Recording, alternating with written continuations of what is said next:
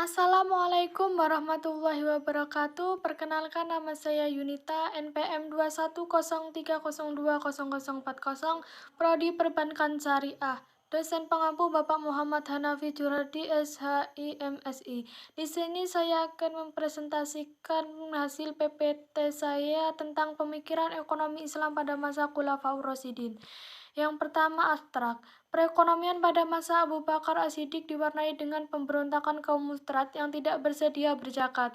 Pada masa Umar bin Khattab, harta Baitul Mal disisakan untuk dana cadangan.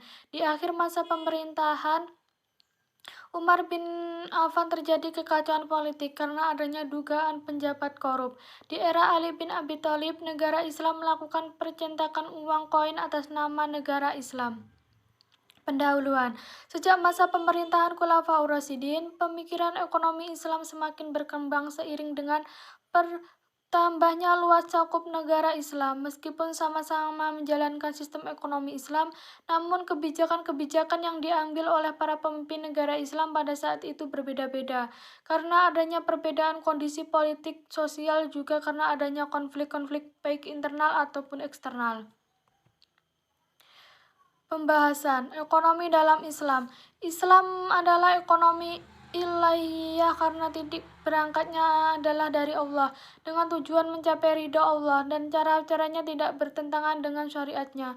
Ekonomi Islam juga bertujuan untuk memungkinkan manusia memenuhi kebutuhan hidupnya yang disyariatkannya.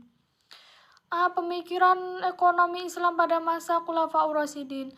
Rasulullah bersabda, dan sesungguhnya para ulama itu adalah pewaris para nabi, dan sesungguhnya para nabi itu tidak pewaris dinar dan dirham, tetapi mereka mewarisi ilmu. Oleh karena itu, tidak lama setelah beliau wafat, sejumlah tokoh muhajirin dan ansar berkumpul di balai kota Bani Saidah, Madinah. Mereka memusyawarahkan siapa yang akan dipilih sebagai pemimpin dengan semangat khufah Islamiyah yang tinggi. Akhirnya Abu Bakar terpilih. 1. Abu Bakar As-Siddiq. Abu Bakar lahir 2,5 tahun setelah tahun gajah atau 50,5 tahun sebelum dimulainya hijrah. Abu Bakar termasuk suku Quraisy dari Bani Talim dan silsilah keturunannya sama dengan Rasulullah SAW dari garis ketujuh. Selama masa pemerintahan Abu Bakar As-Siddiq, harta Baitul Mal tidaklah pernah menumpuk dalam jangka waktu yang lama, karena harta Baitul Mal langsung didistribusikan kepada seluruh kaum muslim.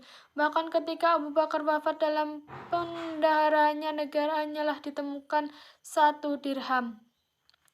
2. Umar bin Khattab. Umar bin Khattab lahir di Mekah tahun 40 sebelum hijrah. Masa kepemimpinan Umar bin Khattab berlangsung selama 10 tahun. Selama masa itu, Umar bin Khattab banyak melakukan ekspansi hingga wilayah Islam meliputi Jazirah Arab, berbagai wilayah kekuasaan Romawi, Syria, Palestina, dan Mesir, dan seluruh wilayah kerajaan Persia termasuk Irak. Selama 10 tahun masa kepemimpinan, banyak kemajuan dialami umat Islam.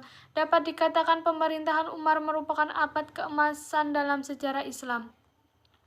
3. Utsman bin Affan. Utsman bin Affan lahir di Mekah. Utsman bin Affan termasuk dalam keluarga besar Umayyah dari suku Quraisy, dan silsilah pertaliannya dengan Rasulullah SAW ialah pada generasi kelima. Selama kepemimpinan Utsman bin Affan tidak melakukan inovasi dalam bidang ekonomi. Kebijakan perekonomian yang diterapkan hanyalah meneruskan dari kebijakan-kebijakan dari pendahulunya. Pada masa akhir pemerintahan ini banyak diwarnai kekacauan politik yang berakhir dengan kematian khalifah itu sendiri.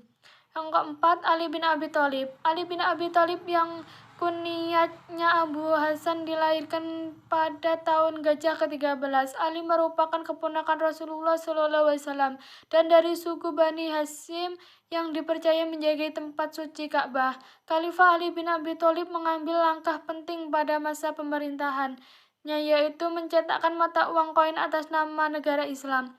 Pemerintah Ali berakhir dengan terbunuhnya beliau di tangan Ibnu Muljam dari kelompok Khawarij. Penutup, pemerintahan Umar merupakan abad keemasan dalam sejarah Islam, namun terdapat konflik terkait kebijakan yang membawa dampak negatif terhadap sosial dan kehidupan masyarakat. Akan tetapi Khalifah Umar bin Khattab tewas terbunuh sebelum rencana untuk mengubah kebijakan tersebut berhasil direalisasikan. Sekian presentasi dari kami. Apabila ada salah kata saya mohon maaf. Saya akhiri. Wassalamualaikum warahmatullahi wabarakatuh.